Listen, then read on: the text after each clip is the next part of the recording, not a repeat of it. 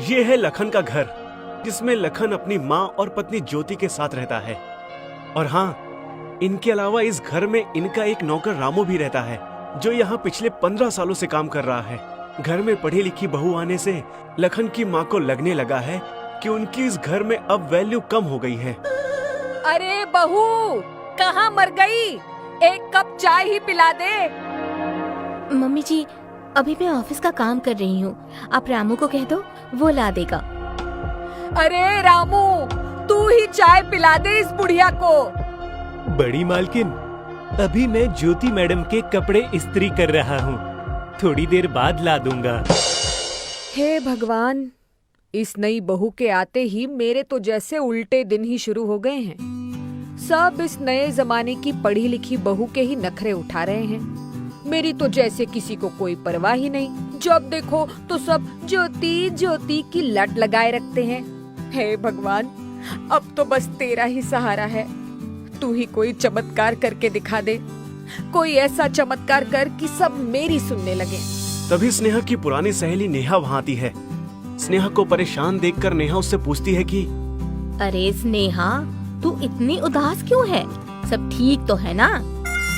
जब से ये बहू शादी करके घर आई है, तब से सब उस ज्योति को ही पूछते हैं। सब सिर्फ उस नए जमाने की बहू के ही आसपास चक्कर काटते रहते हैं। नेहा उसकी ये बात बड़े ध्यान से सुनती है और उसे एक उपाय बताती है। अरे स्नेहा, तू चिंता क्यों करती है? मेरे पास तेरे लिए एक मस्त चीज है। तो फिर जल्दी से बताना, चुप क्यों है? बता बता। तुझे क्या लगता है कि मैं तेरी सोच कैसे पढ़ लेती हूँ? ये जो मेरे झुमके हैं ना, जादुई है, जादुई। ये पहनकर मुझे दूसरों के विचार सुनाई देते हैं। यार, तो ये झुमके मुझे दे दे कुछ दिनों के लिए, मैं भी जानूं इन लोगों की मन की बात। ऐसे तो मैं किसी को ये देती नहीं, पर तू मेरी खास दोस्त है, तो ये ले। पर याद रहे, इन्हें घुमाना मत, ये मेरे खानदानी झुमके हैं। अब मजा आएगा। ठीक है स्नेहा, अब मैं चलती हूँ, मुझे बाद में बता देना क्या हुआ। स्नेहा अपने कमरे में बैठी रहती है ताकि वो लोगों के विचार शांति से सुन पाए। आज तो हद ही हो गई है। मम्मी जी इतनी देर से कमरे में दरवाजा बंद करके पता नहीं क्या बोल रही थी। अब तो उनकी ग्रीन टी का टाइम भी चला गया। और दिनों में कभी मुझसे देर हो जाए तो घर 7वें आसमान पर उठा लेती है। भगवान ही समझ सकते हैं इस घर के लोगों को। ज्योति की ये बातें स्नेहा को बड़े आराम से सुनाई दे जाती हैं। पहले कुछ हैरान होने के बाद स्नेहा को समझ आ जाता है कि लोगों के मन की बात सुन लेना ही उसकी सिद्धि है। अच्छा, तो ये बात है। अरे ज्योति बहू, मैं देर तक कमरे में बैठी रही तो क्या हुआ? मेरी ग्रीन टी अब बना के दे दो मुझे। मम्मी जी, आपको कैसे पता मैं क्या सोच रही थी? आप छुप छुप कर मेरी बातें सुन रही थी क्या? अरे नहीं नहीं बहू, तुम ज्यादा सोचो मत। बस मेरे लिए ग्रीन टी बनाकर मेरे कमरे में ले आना। लो, ये बुढ़िया एक और काम दे गई मुझे। सुकून से बैठ भी नहीं सकती है। ओह, तो बहू मेरे बारे में ऐसा सोचती है। मुझे मम्मी जी कहकर बुलाना बस दिखावा ही है। मन में मेरे लिए कोई इज्जत नहीं।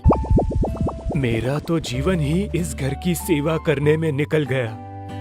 पता नहीं इन्हें मेरी हालत पर कब तरस आएगा और कब ये मेरी तनख्वाह बढ़ाएंगे।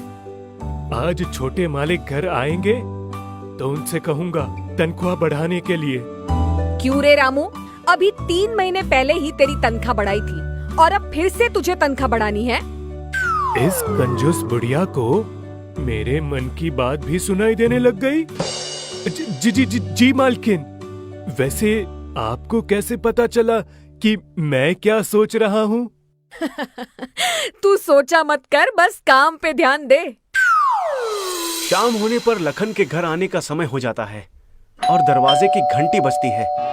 अरे आप आ गए, चलिए हाथ मुंह धो लीजिए, मैं खाना लगा देती हूँ। आज कुछ तो हुआ है। ज्योति तो मुझसे बिना कारण कभी इतनी अच्छी तरह से बात नहीं करती। बेटा, बिल्कुल सही कहा। तेरी बीवी तो है ही ऐसी। ये बात तो मैंने बस सोची थी। मुझे आपको यही बताना था। अब हम आजादी से सोच भी नहीं सकते। ये क्या है रोज रोज का नाटक? ज्योति तो नहीं है पर माँ को तो समझना चाहिए, हमेशा किसी न किसी बात पर झगड़ा करने बैठ जाती हैं। अब तो इस घर में मेरा अपना कोई रहा ही नहीं। मैं ही चली जाती हूँ ये घर छोड़कर। कहाँ जा रही हो माँ? क्या हुआ? कुछ कहो। माँ इतनी सी बात पर हमें छोड़कर जा रही हैं। क्या उन्हें हमसे कोई प्यार नहीं? परिवार में तो झगड़े होते ही रहते हैं। मम्मी जी को ऐसे जाना नहीं चाहिए। जितना ये घर मेरा है उतना मम्मी जी का भी तो है। और फिर अगर मम्मी जी चली गई तो मुझसे रोज रोज की होने वाली खट्टी मीठी नोकझोंक कौन करेगा? मालकिन भी तो इस घर का हिस्सा है। अगर बड़े साहब जिंदा होते तो उन्हें ये देखकर कितना बुरा लगता, पर मैं ये बात इन्हें कैसे समझाऊं? छोटा मुंह बड़ी बात होगी। अच्छा तो फिर ठीक है, तुम सबके मन में अगर यही बात है कि मुझे नहीं जाना चाहिए तो मैं नहीं जाऊंगी, कभी नहीं जाऊंगी। तुम सब के साथ यही रहूंगी। अरे ज्योति बहू, जाओ जाकर मेरे लिए चाय तो बना लाओ, अदरक वाली।